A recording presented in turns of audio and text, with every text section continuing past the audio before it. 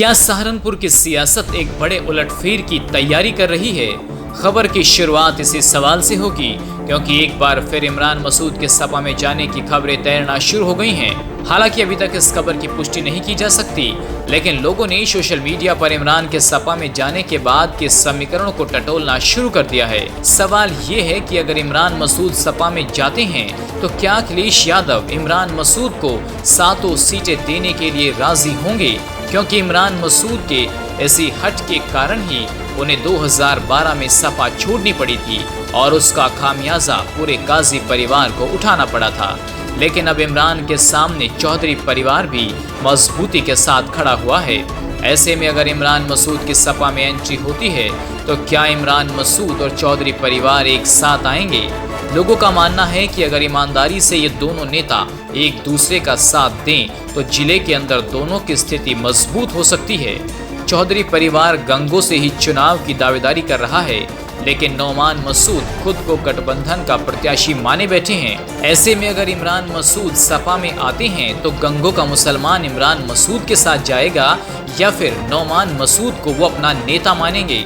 ये एक बड़ा सवाल है। और सवाल ये भी है कि इमरान मसूद गंगों में फिर अपने भाई का साथ देंगे या पार्टी का।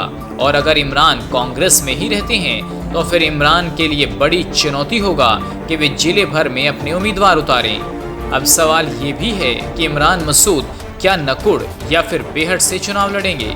लोगों का मानना है कि अगर चौधरी परिवार को गंगों पर सपा से चुनाव लड़वाया जाए तो वहां कामयाबी मिल सकती है और नौमान मसूद को गठबंधन के प्रत्याशी के तौर पर नकुड़ से चुनाव लड़वा दिया जाए और इमरान मसूद बेहट से चुनाव लड़ें तो समीकरण ठीक ठाक बन सकते हैं।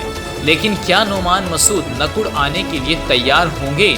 और दूसरी तरफ जगपाल दास जो अपनी मजबूत दावेदारी सपा से ठोक चुके हैं और चुनाव की तैयारियों में भी जुटे हुए हैं, क्या वो ये सब कुछ इतनी आसानी से होने देंगे? वहीं बेहट के अंदर उमर अली खान भी अपनी दावेदारी पेश कर चुके हैं।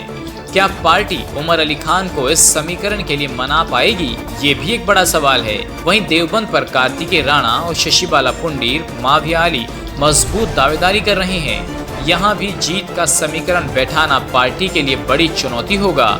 लेकिन इमरान मसूद के सपा में जाने के बाद जो सबसे बड़ा सवाल है वो है कि क्या जिले के अंदर वोटों का ध्रुवीकरण तो नहीं होगा जिसका फायदा सीधा बीजेपी को मिल जाएगा? इसके अलावा सवाल ये भी है कि इमरान मसूद के 2 साथी विधायकों का क्या होगा? क्या मसूद अख्तर समाजवादी पार्टी के साथ जाएंगे या फिर कांग्रेस से ही चुनाव लड़ेंगे? लेकिन इसकी संभावनाएं कम ही हैं कि मसूद अख्तर इमरान मसूद का साथ छोड़ दें और यही हाल नरेश सैनी का भी है। तो फिर क्या मसूद अख्तर को इमरान मसूद समाजवादी से देहात से चुनाव लड़वाएंगे? लेकिन नरेश सैनी का क्या होगा? ऐसे में ये देखना बेहद दिलचस्प होगा कि 50 साल से एक दूसरे के प्रतिद्वंदी चौधरी और काजी परिवार में क्या एक बार फिर दोस्ती की शुरुआत होगी, क्योंकि दोनों ही परिवार अपने राजनीतिक अस्तित्व की जंग लड़ रहे हैं। इस खबर को अगर आप फेसबुक पर देख रहे हैं तो हमारे फेसबुक पेज को लाइक और फॉलो जरूर कीजिए, और अगर आप यूट्यूब पर देख रहे हैं तो हमारे चैनल को यूट्यूब पर जाकर अभी सब्सक्राइब कीजिए।